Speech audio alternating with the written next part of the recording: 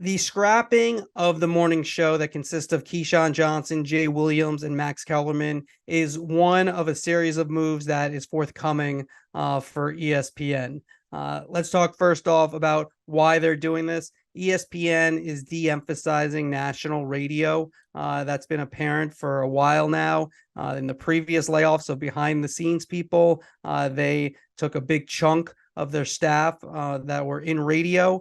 So the move now to get rid of the Kellerman, Johnson, Williams combination in the morning is not surprising. What's coming next week is most likely more talent layoffs and buyouts. When you talk about talent, you're talking about the on-air people. And you look at someone like Max Kellerman, and he's probably not in a good spot because first off, the radio show is now being canceled. In the afternoon, ESPN made the huge signing of bringing Pat McAfee on an $85 million deal, around $85 million. And so do you need the Kellerman show, which this just ends from 2 to 3? You probably don't, because the Kellerman money, he's making around $5 million a year, goes to McAfee and his crew. And so I think Kellerman's job is in jeopardy. And then, when you look at what is going on in terms of where people are focusing in the audio space, it's more towards podcasts, and that's where ESPN is looking to, and that's where McAfee is excellent. His podcast is very popular, and so next week we're going to probably see more layoffs. The NFL, especially on Mondays, is someplace that I think people could be in jeopardy. Steve Young, who's a longtime ESPNer, Hall of Famer, makes a lot of money, but only works Monday during the season, doesn't do all these other shows, does a Michael K show and a spot here, a spot there during the season, but he's not omnipresent.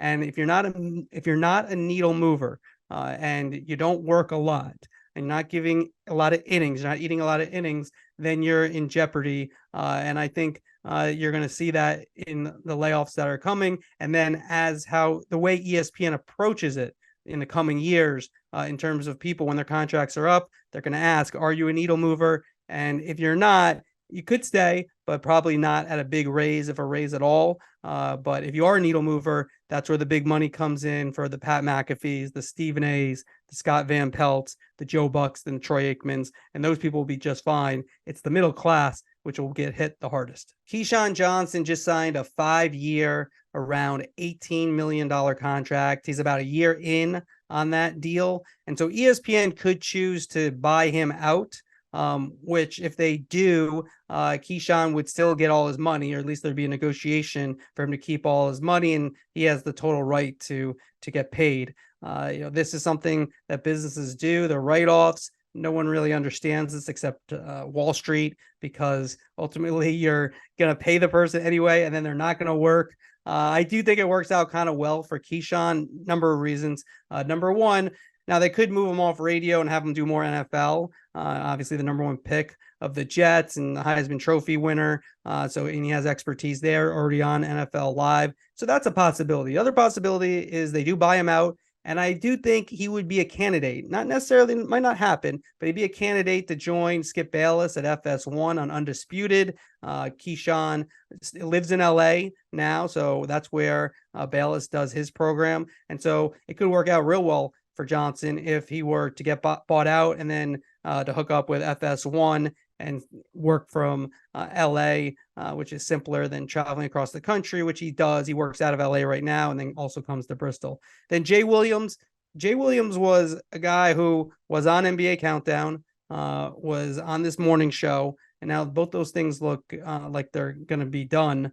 He's already off Countdown, and now the ESPN radio move. But he's someone ESPN still likes. So his contract's up at the end of the summer. And I do think they will have at least conversations and try to keep him. Now, do they try to keep him at a reduced number? Does his role get reduced? If I'm Jay Williams and I'm ESPN, I'm looking to the college space.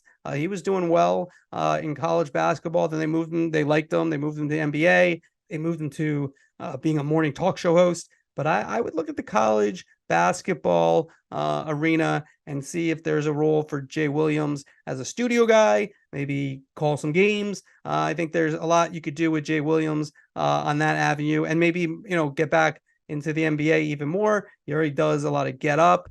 So I'm not saying Jay Williams will be back, but I do think there's a chance.